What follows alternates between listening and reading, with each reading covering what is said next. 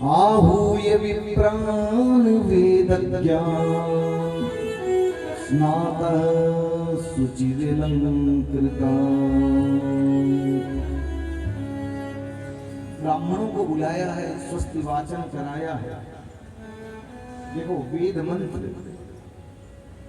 वेद का पाठ जिस घर में होता है बालक के जन्म में, उस बालक के ऊपर जो भी आदि व्याधि होती है उस मंत्र के प्रभाव से विनष्ट हो जाता है। इसीलिए जब भी घर में संतान की प्राप्ति हो, कोई मांगलिक उत्सव हो, तो विप्रों को बुला करके सगुन का स्वरूप माना जाता है। अब तो लोग कंप्यूटर में लगा करके मोबाइल से बोलते हैं महाराज हमने स्वस्ति वाचन करवा लिया। किससे करवाए? बोले मोबाइल से करवा लिया।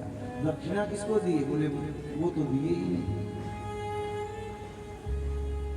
यज्ञ की पत्नी का नाम दक्षिणा है।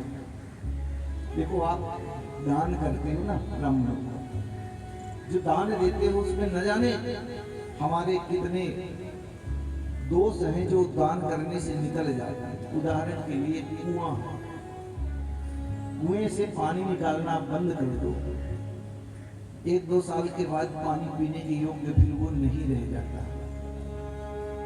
दुर्गंध आ जाती है उसके जल में। परंतु उसी कुएं के जल को नित्य निकाला जाता है तो उसमें दुर्गंध कदापि नहीं आता। उसी तरह अगर धन सिर्फ स्वयं के लिए आता है, उसमें हम परमार्थ नहीं करते, यज्ञ धर्म तीर्थ यात्रा नहीं करते, तो वह हमारे घर में कलह उत्पन्न करता है, बीमारियां उत्पन्न करता है, फिर आए दिन डॉक्टरों के चक्कर लगते हैं। इसीलिए ईश्वर ने सामर्थ्यता दे, सामर्थ्यता अनुसार ही, परंतु थोड़ा बहुत परमार्थ के कार्य में धन को निकालना चाहिए। नंद बाबा ने बहुत सारे ब्राह्मणों को बुला करके बहुत सारा दान किया। ब्राह्मणों ने भी 1 लाख गायों का नंद बाबा ने दान किया। अब कोई सोचे कि भैया इतनी गाय नंद बाबा के पास रही होंगी, तो जिसके यहाँ मूर्तिमान ब्रह्म ही प्रकट हुआ हो, जिसकी चरण शरण सदैव माता लक्ष्मी ग्रहण करती हैं, तो क्या उसके पास कोई ऐसी अति संयोग की बात हो सकती है? ये भगवान सुखदेव जी अपने मुख से कह रहे हैं, तो ये भगवान के मुख से निकला हुआ वाक्य, ये कोई मनगढ़ंत कथा नहीं है, बनावटी नहीं है, अपितु वह भगवान सुखदेव के मुख से निकली हुई कथा है। किलाद्रीन सप्तरत्नौ साधकं भावरावृतम्।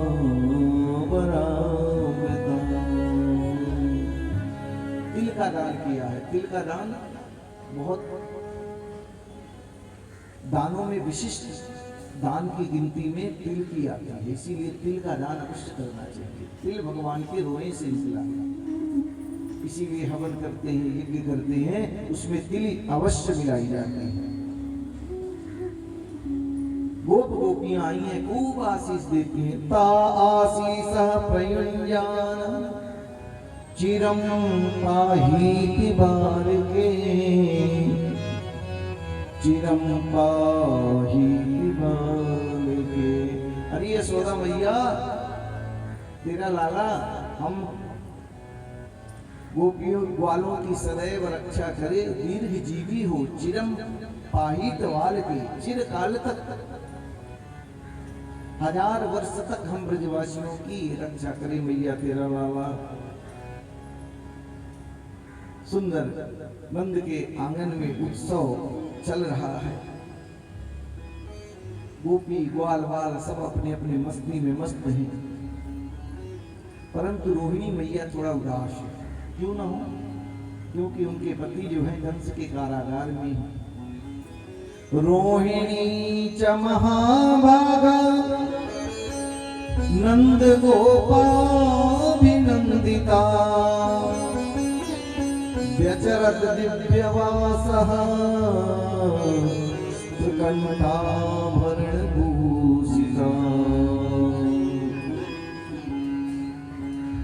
सभी ग्वाल वालों ने रोहिणी मैया को भी उत्सव में बुलाया। आनंद घर में चल रहा है। इतने में नंद बाबा को याद आया, हम प्रतिवर्ष कंस को कर देते थे, टैक्स देते थे। इनकम टैक्स अगर हमने जमा नहीं किया तो न जाने क्या कर बैठे। तो न चाहते हुए भी उस आनंद को छोड़ करके और कंस को कर देने के लिए नंद बाबा को जाना पड़ता है।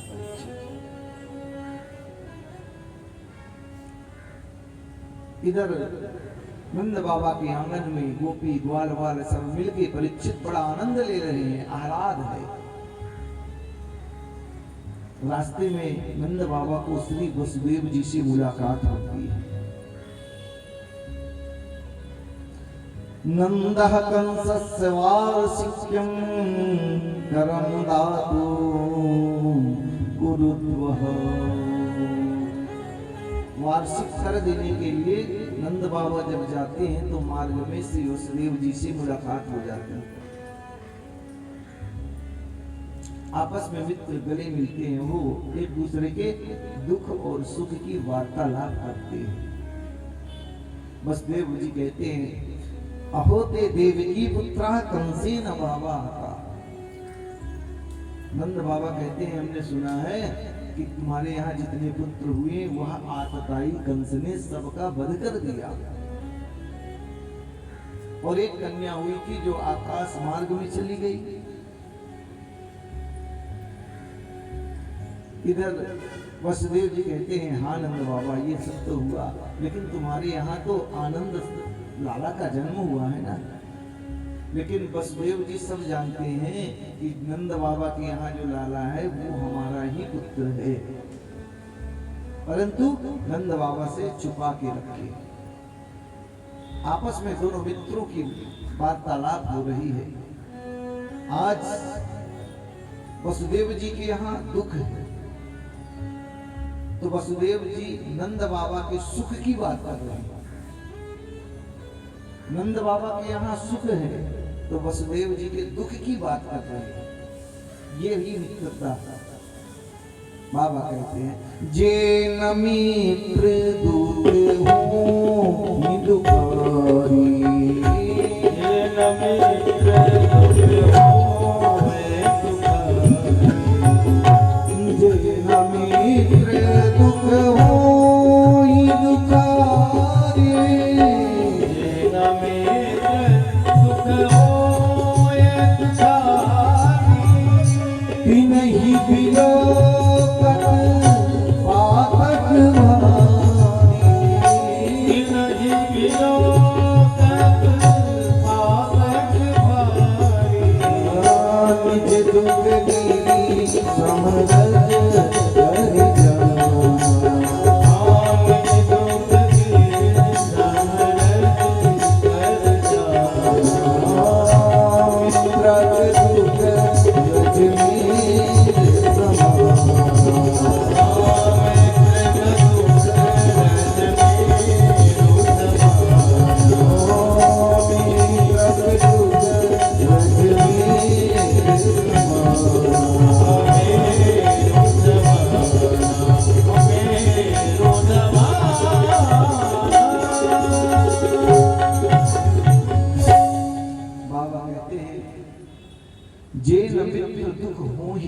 वो मित्र ही क्या जो मित्र के दुख में दुखी ना हो, फिर वो मित्र नहीं हो सकता।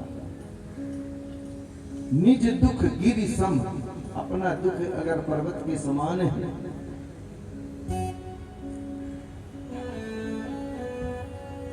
तो रज कर जाए, थोड़ा तनिक समझिए। और मित्र का दुख रजमेर समान, अपने मित्र का दुख अगर थोड़ा भी है तो पर्वत के समान समझिए। आज नंद बाबा वसुदेव जी आपस में मुलाकात करते हैं। वर्षों का वियोग क्षण भर में एक दूसरे से दूर होता है परीक्षित, परंतु श्री वसुदेव जी कहते हैं, नंद बाबा इस समय मेरा मन कह रहा है कि आपको शीघ्र गोकुल जाना चाहिए। वहां पर कोई उत्पात होने की आशंकाएं हमारे मन में जग रही है। नंद बाबा कहते हैं भैया अगर तेरे मन में ऐसी बात जग रही है तो मैं शीघ्र ही पहुंचता हूं। इधर जब से आकाशवाणी ने कंस को कहा कि तेरा तू दुष्ट मुझे क्या मारेगा, तेरा मारने वाला तो कहीं जन्म ले लिया हो। रात्रि में ही एक मीटिंग बुलाता है और अपना दुख व्यक्त करता है कि आकाशवाणी ने कहा है कि मेरा काल कहीं जन्म ले चुका है, तो क्या करें। सुपूतना नाम की एक राक्षसी थी जिसने कहा महाराज मेरे रहते हुए आप चिंता मत करें, मुझको वरदान प्राप्त है, कालकूट विष लगा के मैं जाऊंगा और जितने भी एक मास के पर्यंत जो भी बच्चों का जन्म हुआ है सबका मैं वध कर दूंगा। कंस प्रसन्न हो गया, लेकिन तुम इतनी कुरूपा हो कैसे कोई अपने घर में जाने देगा। बोले मैं छल का परम सुंदरी का रूप धारण करूंगा। ठीक है, कंस प्रसन्न हो गया कि कंसेन प्रहिता घोरा पूतना बाल घातनी शिशून् संचार विघ्नन्ति पुरग्राम ब्रजादिषु। परम सुंदरी का रूप धारण करके गांवों में भ्रमण करती हुई वह बाल घातनी पूतना दिव्य सौंदर्य का रूप धारण करती देखने लगी। इधर उधर किसके घर की बधाइयां जा रही हैं, तो नंद बाबा के घर में लोग सज धज के बधाइयां ले लेकर जा रहे थे। पूतना को लगा कि हो ना हो यहीं पर किसी बालक का जन्म लिया है और मेरा नाम है पूतना।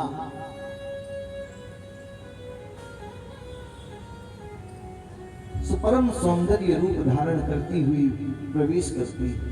कुछ ग्वाल वालों ने देखा, देखते ही रह गए, भैया आज तक इतनी सुंदर स्त्री तो हमने देखी ही नहीं।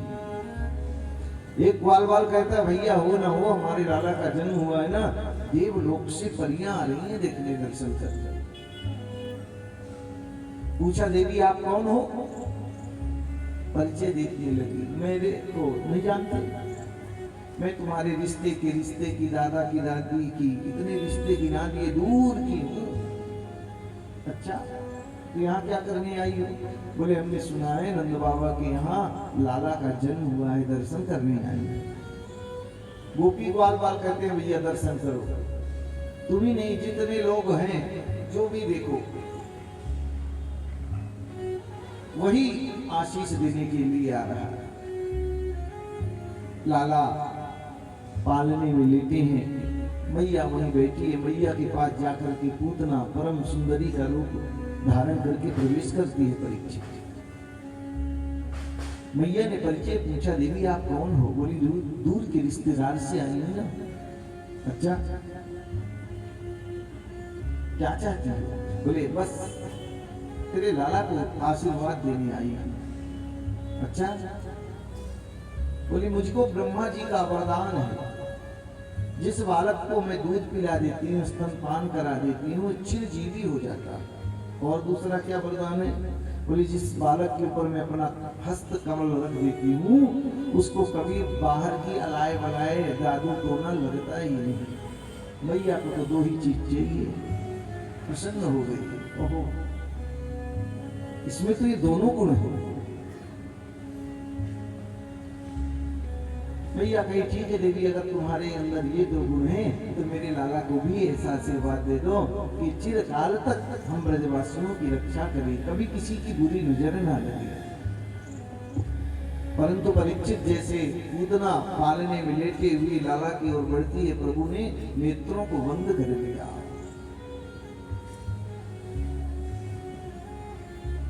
नेत्र क्यों बंद कर लिया? प्रभु चाहते हैं कि दृष्टि वहीं पर डालो जहां डालने लायक हो। देखने से भी मन बड़ा चंचल होता है, बिगड़ जाता है। कल हम सबने अजामिल की कथा जब सुनी, अजामिल में और क्या दोष था? बढ़िया पूजा पाठ करता था, धर्म कर्म में रत था, परंतु वन में गया और गणिका पर उसकी आसक्ति बढ़ गई और वही उसके पतन का कारण बन गया। वो तो संतों की कृपा थी, जीवन सुधर गया। परमात्मा कहना चाहता है दृष्टि वही डालिए जो डालने के योग्य हो। इसीलिए परमात्मा ने उतना को देखने से मना कर दिया। एक संत कहते हैं, ना जी ये बात नहीं हो सकती। तो क्या हो सकती है? बोले भगवान की भोले बाबा का ध्यान करने लगे कि हे भोलेनाथ, इस ब्रज वसुंधरा में मैं तो माखन मिश्री खाने आया, मौसी जी तो जहर पिलाने आई।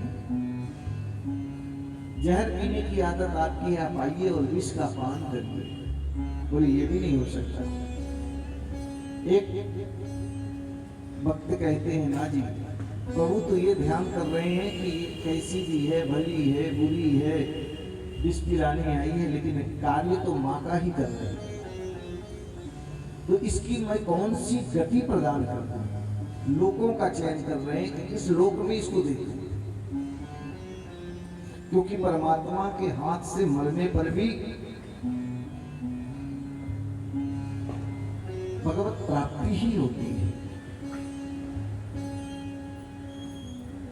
तो एक संत ये भाव प्रकट करते हैं कि ना जी, ये पूतना ने माया का रूप धारण किया है और भगवान है मायापति। तो माया पति के आगे माया नहीं चलती है। तो अगर हमने दृष्टि डाल दी तो ये अपने वास्तविक राक्षसी रूप में आ जाएगी और यहाँ जो आनंद चल रहा है वहाँ आनंद में विघ्न उत्पन्न हो जाएगा। इसीलिए प्रभु ने अपने नेत्रों को खोला है। अथवा भगवान के नेत्र एक चंद्र है, एक सूर्य है। कहना चाहते हैं धन्य है ये पापी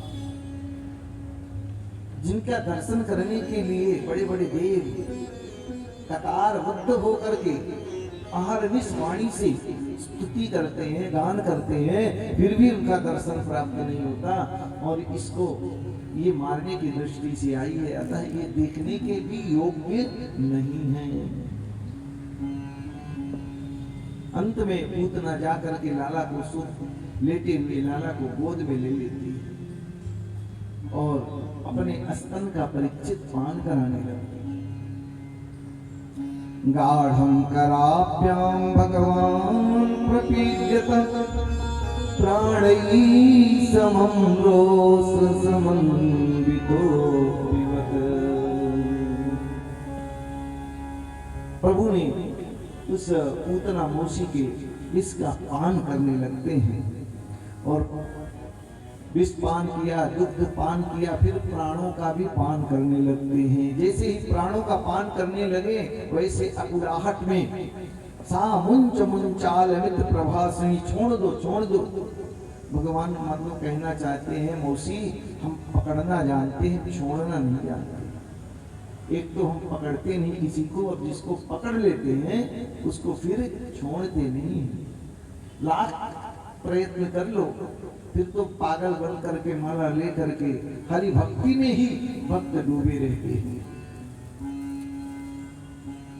प्रभु ने पान किया है, प्राणों का जब पान करने लगे तो वैसे पूतना अपने वास्तविक परिचित रूप में आकर के आकाश मार्ग में उड़ने लगती। परंतु जैसे ही प्रभु ने पान किया वह पूतना पतमानोऽपि तद्देहः त्रिकप्यूतनन्तरद्रुमान्। प्राणों का जैसे पान किया उस गोकुल की धरा पर धड़ाम से गिरती है। जितने भी वृक्ष थे परीक्षित सब टूट गए। त्रिगभ्युति, 3 गभ्युति अर्थात 6 कोस लंबी चौड़ी। एक कोस में 3 किलोमीटर होता है, तो 6 कोस यानी 18 किलोमीटर लंबी चौड़ा उसका शरीर था परीक्षित पूतना का। अब आप अनुमान लगा लो कितनी लंबी चौड़ी रही होगी। परंतु इतना उसका शरीर भारी था कि उसके नीचे जितने भी वृक्ष आए सब धड़ाधड़ टूट गए, आवाज गई। मैया ग्वाल वाल सब दौड़े दौड़े आए, देखे तो लाला मंद मंद उस पूतना के स्तन पर बैठे हुए मुस्कुरा रहे हैं। ग्वाल वालों ने सुंदर लाला को उतारा है। मैया ले जाकर के मैया को बोलते, मैया इतने दिनों के बाद तेरे को लाला की प्राप्ति हुई और तू ऐसा कार्य कर रही है। गोमूत्रेण स्नापित्वा पुनर्गो, मैया लाती है। सब ग्वालवाल गोपी ग्वालवाल मैया को उड़ाना देते हैं, तुमने क्या किया। अंत में दौड़े दौड़े नंद बाबा को जब पता चला, नंद बाबा पूछते हैं आपस में, सारे ब्रजवासी मिलकर चर्चा करते हैं, परीक्षित क्या हुआ। बोले न जाने ये परम सुंदरी का रूप धारण करके आई थी, लाला को लेकर भग रही, ना आंधी आई ना तूफान आया, कैसे गिर गई, किसने मार दिया पता नहीं चला। नंद बाबा कहते हैं मैं एक बात बोलूं ब्रजवासियों, आज मैं समझ गया कि मेरा मित्र वसुदेव पक्का ज्योतिषी है। उसने कहा था कि तुम शीघ्र गोकुल जाओ, कोई उत्पात होने वाला है। सुमित चला आया, परंतु ब्रजवासियों चिंता मत करो। जब मैं वहां से निकला, हनुमान जी का मंत्र हनुमान चालीसा पढ़ के आया। हो ना हो पहलवानों के देवता तो श्री हनुमान जी ही हैं, उन्हीं ने इसको मारा होगा, सो ये मर गए। किया क्या जाए। इधर मैया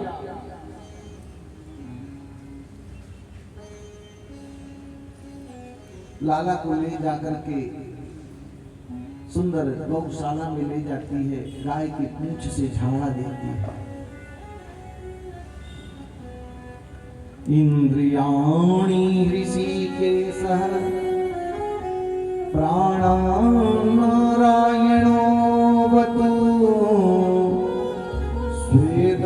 स्वेददीपपतिश्चित्त मनोयोगेश्वरो वतु।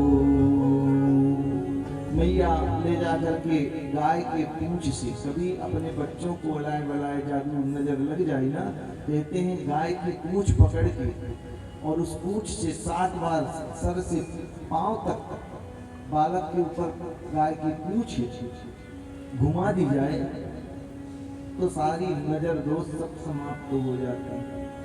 मंत्र कौन सा बोले, बोले ना आता है तो राम राम बोल के कृष्ण कृष्ण बोल करके कर दो। भैया तो कहती इंद्रियाणि ऋषिकेशः, हमारे बालक की हमारे लाला की इंद्रियों की रक्षा भगवान ऋषिकेश करें, प्राणों की रक्षा नारायण करें, सातों दीप के जो पति हैं वो हमारे लाला की रक्षा करें। कहाँ लगी नाम बड़ा,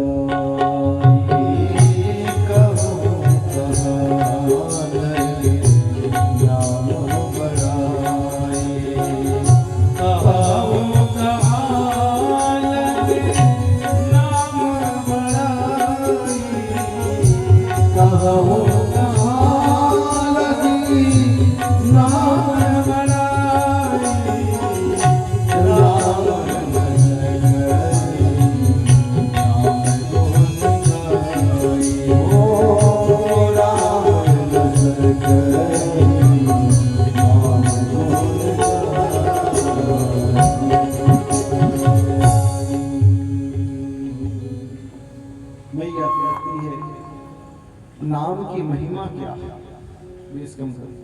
नाम की महिमा क्या है। बोले कहाँ लग नाम बढ़ाई और राम न सकहीं नाम गुण गाई। नाम की महिमा का वर्णन तो स्वयं प्रभु भी नहीं कर सकते, तो मनुष्य मात्र में सामर्थ्य कहाँ हो। इधर नंद बाबा ने सारे ब्रजवासी आपस में चर्चा करते हैं, बाबा मर तो गई, लेकिन अगर इसका इसी तरह पड़ी रही तो सारे गोकुल में तो दुर्गंध फैल जाएगी, क्या करें? बोले ब्रजवासियों सब लोग जाओ और अपने अपने घर से कुल्हाड़ियां ले आओ और उसके छोटे छोटे टुकड़े करो। सारे ब्रजवासियों ने उस पूतना के छोटे छोटे परिचित टुकड़े किए। जितने वृक्ष टूट गई थे उन सभी वृक्षों की लकड़ियों से लाखों चिताएं बनाई गई और उस चिता में उस पूतना का दाह संस्कार किया गया। लेकिन परीक्षित, आश्चर्य की बात यह है, उस पूतना की उस चिता से ऐसी दिव्य सुगंध ही निकल रही है कि पूरा गोकुल सुगंधमय हो गया। क्यों? ऐसा कौन सा उसने गुण किया था बाबा, जिसकी बदौलत सारा गोकुल जो है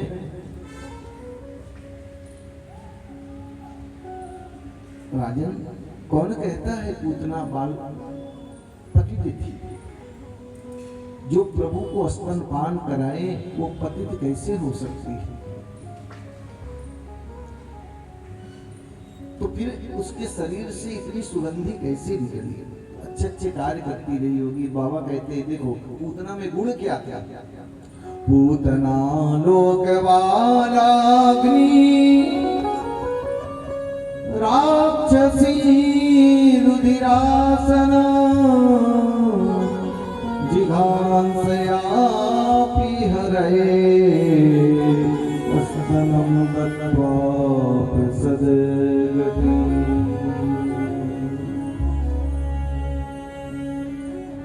पूतना के गुण दोष का वर्णन कर रहे हैं। कोई अच्छा कार्य करती रही होगी समाज सेवा का, बोले ना पूतना लोक बालाग्नि, बच्चों को मारना ही जिसका काम था, वो समाज सेवा नहीं करती थी। तो शायद फलाहार करती रही होगी, व्रत रखती रही होगी, बोले ना ये भी नहीं करती थी। राक्षसी रुधिरासना, रुधिर है असन जिसका, खून पीना ही काम है, तो फलाहार की जगह खून पीती थी, समाज सेवा की जगह बच्चों का वध कर देती थी। न जाति ऊंची न कर्म ऊंचे, फिर भी शायद प्रभु के दर्शन करने आई हो, बोले ना वो भी करने नहीं आई। जिघांसयापि हरये, जिघांसयापि मारने की भावना लेकर के आई, पर धन्य प्रभु स्तनं दत्त्वापि सद्गतिं, ऐसी बाल घातनी पूतना को भी आपने परम गति प्रदान कर दी, धात्रोचित गति दे दी। जो यशोदा मैया और देवकी मैया को गति मिलनी चाहिए और मिलेगी, वही गति भगवान ने मौसी पूतना को भी प्रदान कर दी है। कैसी भी है, बली है, बुरी है, लेकिन माँ का कार्य करने तो आई ना। न जाने कौन से गुण पर दयानिधि रीझ जाती है। एक कोई गुण प्रभु के समझ में आता है और उसी गुण पर प्रसन्न होकर के सभी अवगुणों पर परीक्षित पर्दा डाल देते हैं। जाने अब गुण प्रभु माने न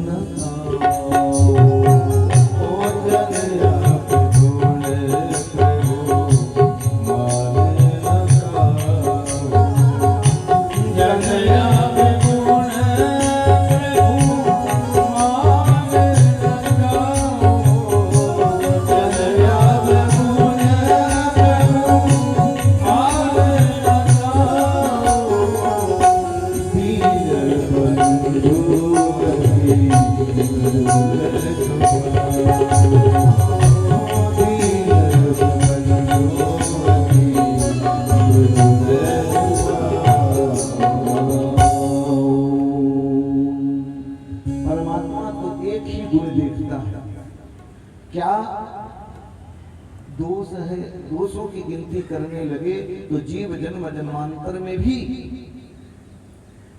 भगवत प्राप्ति नहीं कर सकता, मुक्ति नहीं प्राप्त कर सकता।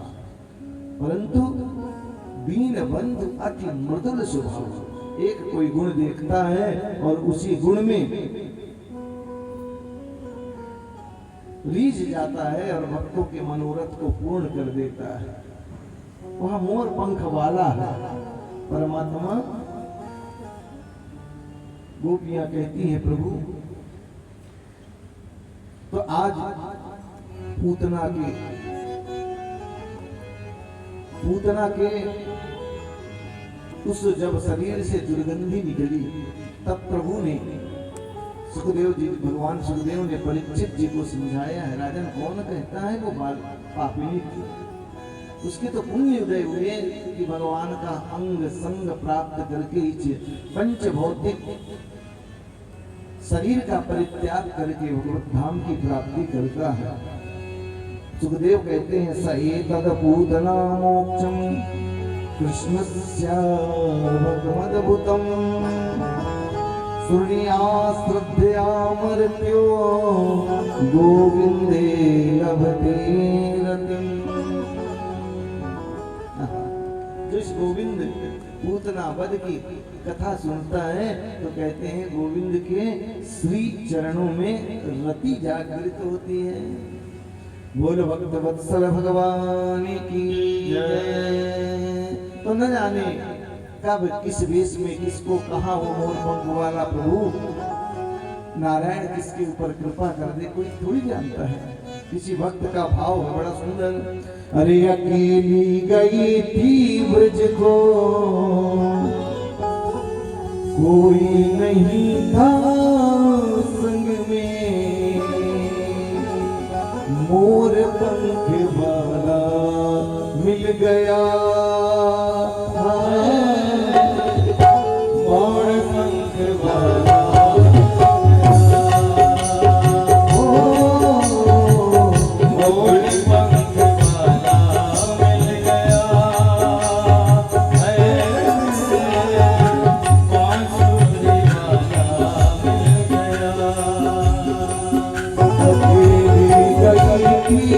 with me.